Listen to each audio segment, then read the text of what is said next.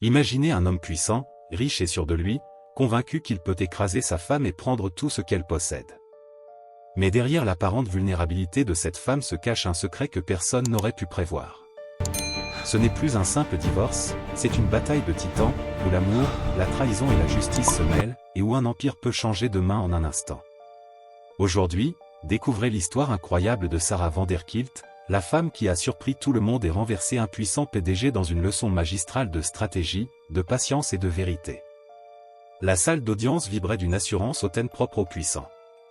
Alexander Osorn, entouré de ses avocats coûteux, affichait un sourire confiant, persuadé qu'il allait laisser sa femme Sarah sans rien.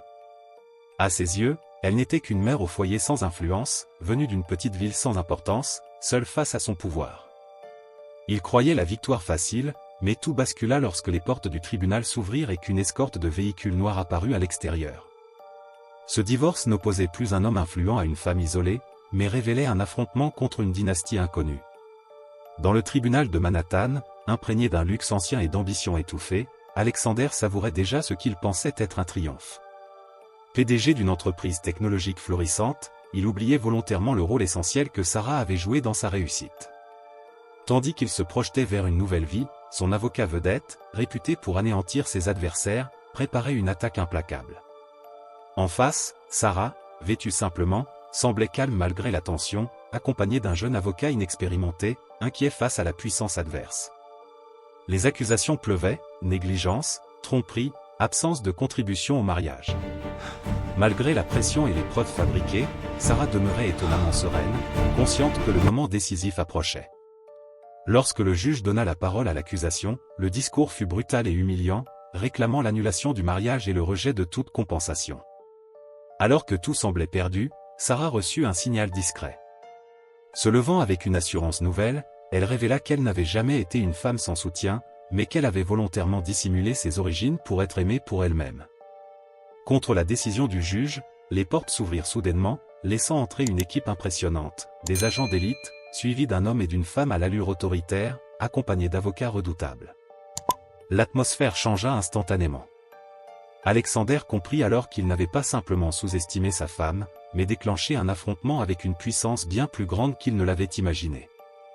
L'homme aux cheveux argentés s'arrêta au centre de l'allée du tribunal, observa brièvement le juge puis Alexander, non pas comme on regarde une personne, mais comme une tâche gênante qu'on remarque à peine.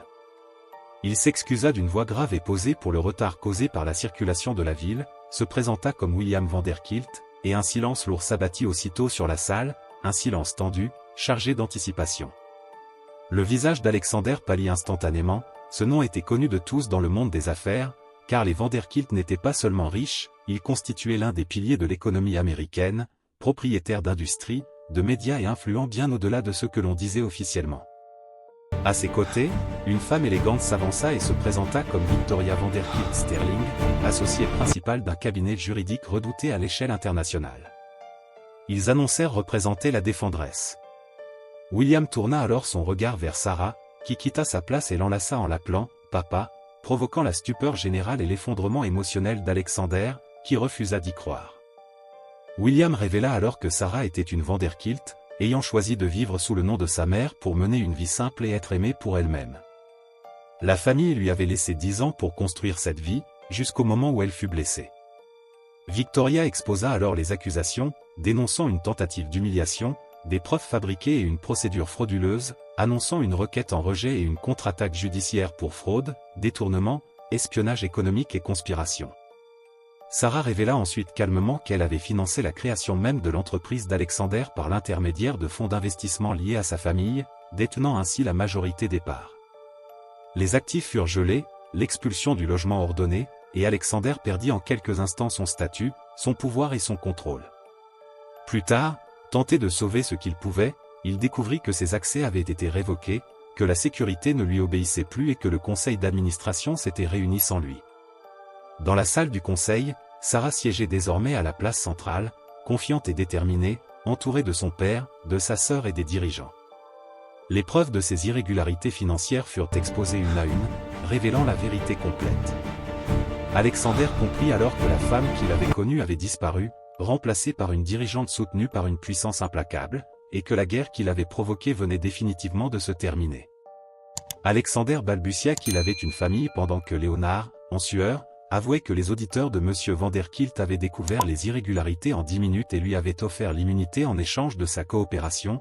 Alexander pensa qu'au pire il serait renvoyé mais conserverait ses parts, jusqu'à ce que William Vanderkilt lui révèle calmement qu'il n'en possédait plus, rappelant le prêt contracté 3 ans plus tôt pour couvrir ses dettes de jeu, un prêt garanti par ses actions est désormais détenu par Centurion Capital, une société appartenant à William lui-même, qui venait de saisir les parts après 2 appels de marge manqués. Sous le choc, Alexander accusa un complot, mais Sarah se leva, lucide et déterminée, expliquant qu'elle l'avait protégé, soutenu financièrement et cru en lui jusqu'au jour où il l'avait traité comme un poids inutile, déclarant alors qu'elle retirait ce qu'elle lui avait donné et demandant officiellement un vote pour sa révocation immédiate en tant que PDG pour détournement de fonds, vote approuvé à l'unanimité. Escorté hors du bâtiment, vidé de tout, Alexander tenta de fuir vers un hôtel de luxe, découvrit ses comptes gelés, ses cartes refusées et fut abandonné sans ressources, avant que sa maîtresse Jessica ne l'abandonne à son tour en comprenant qu'il avait tout perdu.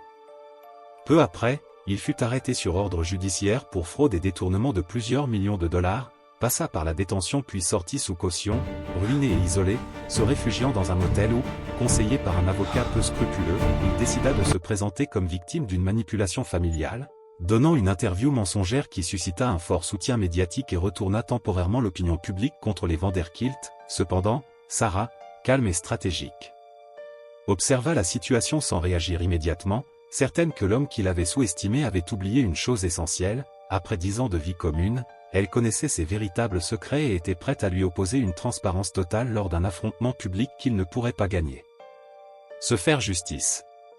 La déposition était prévue 2 semaines plus tard dans une salle de conférence neutre de l'hôtel Four Seasons.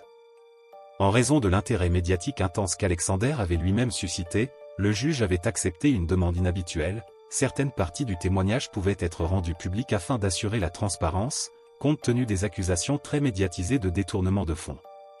Alexander entra avec Gary Finkel, se sentant comme un roi. Il avait l'opinion publique de son côté et une cagnotte GoFundMe pour ses frais juridiques qui avait récolté 50 000 $ grâce à des dons de parfaits inconnus. Il croyait sincèrement à son propre mensonge. Maintenant, Sarah était assise en face de lui, entourée de Victoria et de l'avocat principal de son père, un certain Robert Grave. Robert Grave alluma la caméra. Vous avez déclaré publiquement ne pas avoir été au courant de la fortune de votre épouse et avoir détourné des fonds de l'entreprise uniquement pour protéger ses actifs. Est-ce exact? C'est exact, répondit Alexander en se penchant vers le microphone. Je pensais protéger l'entreprise de menaces extérieures. Je n'avais aucune idée que ma femme en était la menace. Et vous prétendez avoir été un mari fidèle et aimant, émotionnellement manipulé? Absolument. J'aimais Sarah. Je serais mort pour elle. Sarah ne réagit pas. Elle glissa simplement une petite clé USB vers le sténographe. Pièce A, murmura-t-elle. Gary Finkel fronça les sourcils. Qu'est-ce que c'est? Nous n'avons pas été informés de preuves numériques. Elles ont été obtenues hier, à partir du serveur cloud de votre téléphone personnel, Alexander. Vous auriez vraiment dû changer votre mot de passe après mon départ. Password 123 n'est pas très sécurisé. Alexander pâlit. C'est une violation de la vie privée. C'est une propriété de l'entreprise, corrigea Sarah.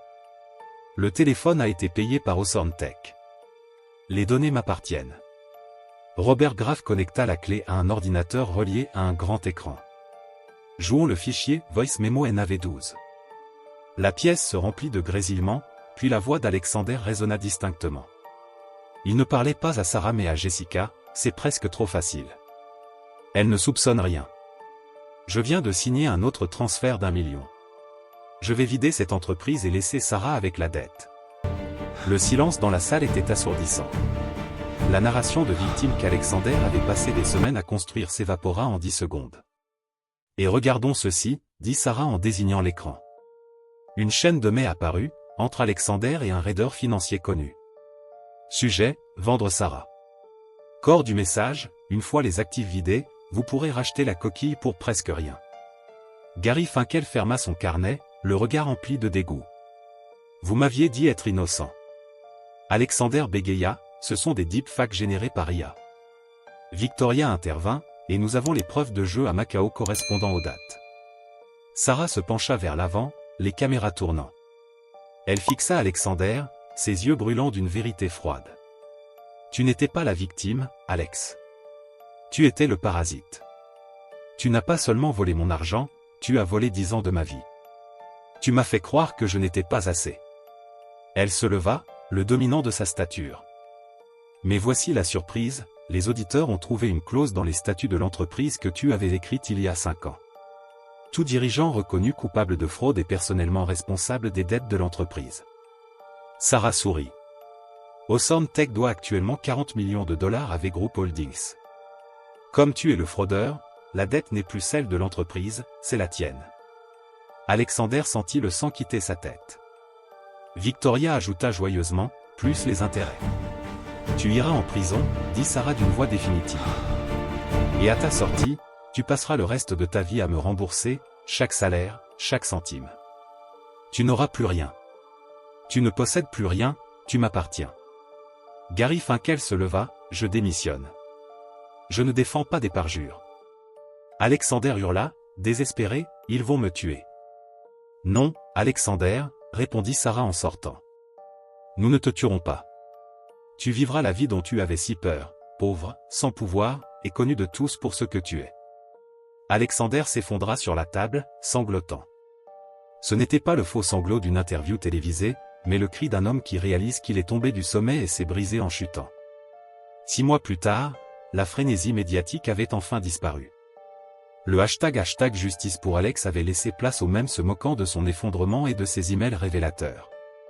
Le monde avait continué, mais pour Alexander, le temps s'était arrêté. L'audience de condamnation se tint dans le même tribunal où il avait autrefois ri à l'idée de divorcer de Sarah, pensant tout contrôler. Cette fois, la salle n'était remplie ni de ses avocats coûteux ni de ses courtisans, mais du silence pesant de l'inévitable. Alexander se présenta devant le juge Bentley, vêtu d'une combinaison orange standard pour les détenus fédéraux. Le coiffeur de la prison lui avait rasé la tête, révélant un homme visiblement vieilli, affaibli et maigri. Ses yeux, creux, cherchaient encore un sauveur qui ne viendrait pas. Sarah, dans la galerie, entourée de son père et de Victoria, portait une robe blanche simple mais élégante. Elle ne ressemblait plus à une victime. Elle ressemblait à une survivante. Une reine. Alexander Hawthorne, dit le juge, sans la moindre compassion.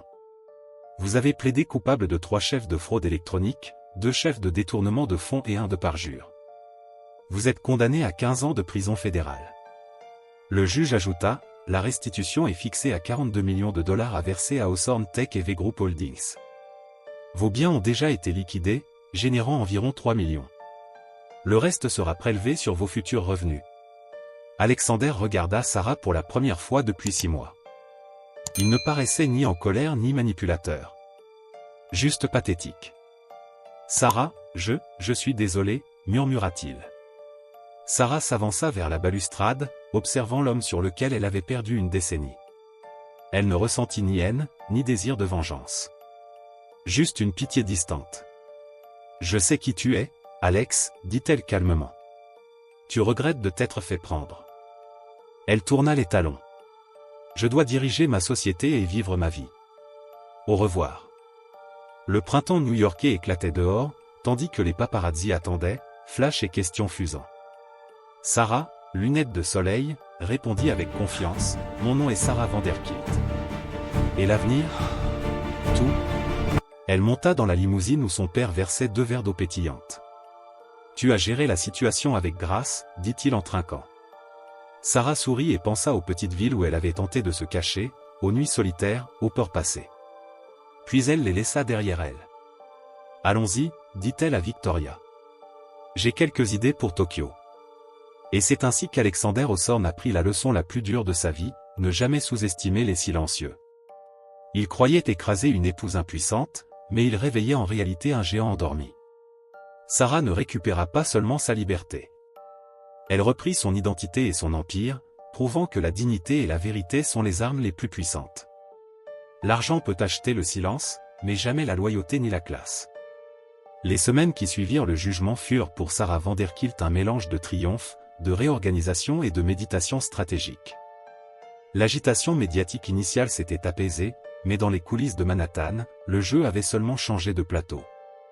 Les sociétés, les fonds d'investissement et les rivaux potentiels observaient désormais Sarah avec un mélange de crainte et de respect.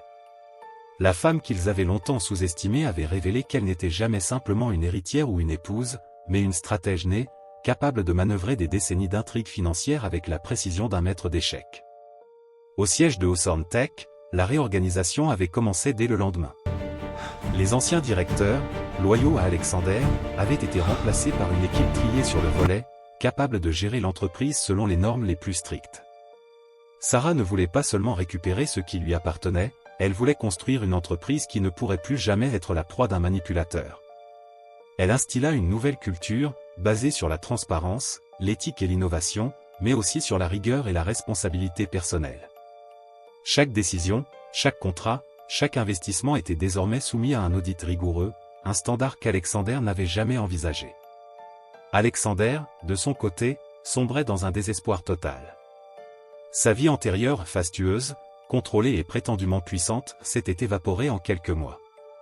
L'hôtel de luxe où il avait tenté de se réfugier avait été remplacé par la dure réalité d'une cellule de prison et d'un quotidien réduit à l'essentiel.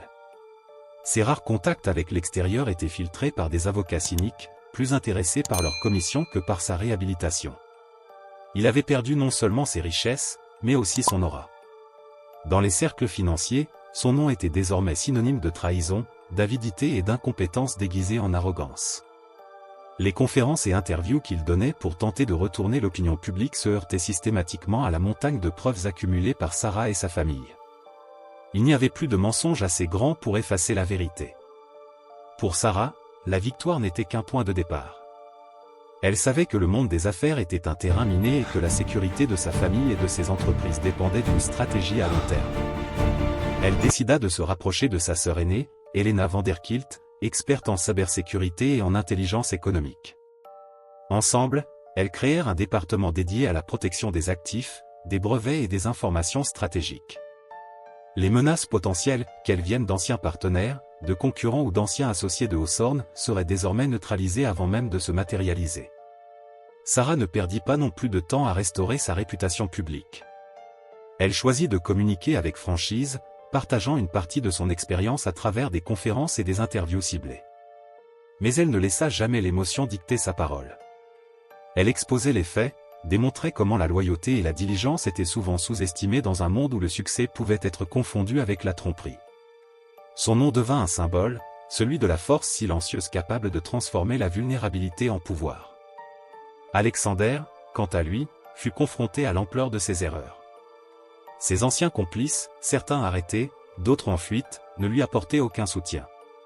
Son père, un homme de principes rigides, refusa même de lui tendre la main. Il comprit trop tard que l'argent ne créait pas la loyauté et que le pouvoir sans respect ni discernement est une illusion fragile. Ses soirées solitaires étaient ponctuées de lettres non ouvertes, de notifications d'huissiers et de rappels incessants de dettes accumulées. Même Jessica, qui autrefois se montrait indulgente à son égard, avait coupé tous les ponts après avoir compris que la chute d'Alexander n'était pas un accident, mais la conséquence inévitable de ses choix. Cependant, Sarah savait que la véritable épreuve n'était pas seulement Alexander. Le monde extérieur observait, investisseurs, concurrents et médias scrutaient ses mouvements. Elle devait transformer Hawthorne Tech en un bastion capable de résister à toute tentative de sabotage. Elle prit contact avec des partenaires stratégiques à Tokyo, Londres et San Francisco, négociant des alliances silencieuses mais puissantes. Chaque mouvement était pensé, chaque décision calibrée pour renforcer l'entreprise sans éveiller de soupçons prématurés.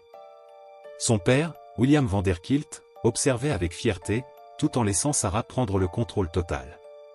La leçon qu'il lui avait donnée était claire, un vrai leader ne commande pas par la peur, mais par la maîtrise et la vision. Au fil des mois, Alexander tenta à plusieurs reprises de regagner du terrain. Il lança des campagnes médiatiques, des contre-attaques juridiques et même des manœuvres financières douteuses. Mais chaque action se heurtait à une forteresse de preuves, de stratégies et de vigilance que Sarah avait mise en place. Ces tentatives désespérées ne faisaient que renforcer la perception publique de son incompétence et de sa malveillance. Le contraste entre l'homme qu'il était et la femme qu'elle était devenue n'avait jamais été aussi cruel, lui, brisé et isolé, elle, confiante et invincible dans son rôle de chef d'entreprise et de leader. Pour Sarah, le plus difficile n'était pas de récupérer sa fortune ni de mettre Alexander à sa place, c'était de reconstruire sa propre vie, celle qu'elle avait laissée de côté pour l'homme qu'elle avait aimé. Elle se rendit à Paris pour une conférence sur l'innovation technologique et la gouvernance d'entreprise, marchant dans les rues avec la même assurance qu'elle affichait dans les salles de conseil. Elle rencontra de nouveaux partenaires, établit de nouvelles alliances et continua de nourrir ses ambitions, non pas pour surpasser Alexander, mais pour dépasser les limites qu'elle s'était elle-même imposées. Un soir, alors qu'elle travaillait tard au siège de Hawthorne Tech, Victoria entra avec un dossier épais. « Sarah, tu devrais voir ça. » Sarah parcourut rapidement les documents et sourit. Les enquêtes sur les anciens fonds d'Alexander révélaient des irrégularités encore plus profondes, des manipulations qui, si elles étaient rendues publiques, pourraient détruire toute réputation résiduelle qu'il lui restait. Mais elle ne réagit pas immédiatement. La patience était une arme plus puissante que la vengeance. Elle savait que chaque mouvement stratégique devait être calculé, chaque révélation pesait pour maximiser son impact. Pendant ce temps, Alexander vivait une existence dégradée, hanté par la perte de tout ce qu'il avait cru immuable. Ses rares contacts sociaux se limitaient à son avocat et à des anciens complices qui, eux aussi, étaient sous surveillance. L'homme qui se croyait maître du monde découvrait lentement, douloureusement, qu'il n'était jamais devenu autre chose qu'un pion. Et dans ce monde où le silence et l'observation valaient plus que l'or, Sarah Vanderkilt s'érigeait comme un titan discret mais indestructible. Chaque décision, chaque mouvement, chaque mot prononcé ou écrit renforçait son empire, sa réputation et son autorité. Elle n'était plus seulement une survivante, elle était une légende vivante, la preuve que ceux que l'on sous-estime sont souvent les plus dangereux et les plus victorieux. Le printemps céda bientôt la place à l'été, et New York continuait de bruisser d'affaires, de rumeurs et d'opportunités. Mais dans les bureaux de Hawthorne Tech, tout était calme, organisé et maîtrisé. Sarah, assise à la tête de la table de direction, observait la ville à travers les baies vitrées, réfléchissant à Tokyo, Londres, New Delhi, des villes où elle pourrait étendre son influence et bâtir un réseau international indestructible. Elle n'avait pas seulement repris son identité, elle avait défini le futur. Alexander, dans sa cellule, regardait des murs gris et froids, réalisant avec amertume que la vie n'offrait pas de deuxième chance à ceux qui trahissent et manipulent. Sa chute n'était pas seulement judiciaire ou financière, elle était humaine. Il avait perdu la confiance, la dignité et, surtout, la possibilité de redresser ce qu'il avait détruit. L'homme arrogant et sûr de lui n'existait plus. Ne restait que la peur, l'isolement et le regret. Et quelque part, au sommet de son empire reconstruit, Sarah Vanderkilt souriait à l'avenir. Chaque défi, chaque adversaire et chaque crise n'étaient plus que des tremplins vers un objectif plus grand. Elle avait appris que le pouvoir véritable ne réside pas dans la richesse, mais dans la connaissance, la patience et la capacité de transformer la vulnérabilité en force. Le monde pouvait trembler, les concurrents pouvaient comploter, les traîtres pouvaient mentir, mais Sarah Vanderkilt avait déjà gagné la partie.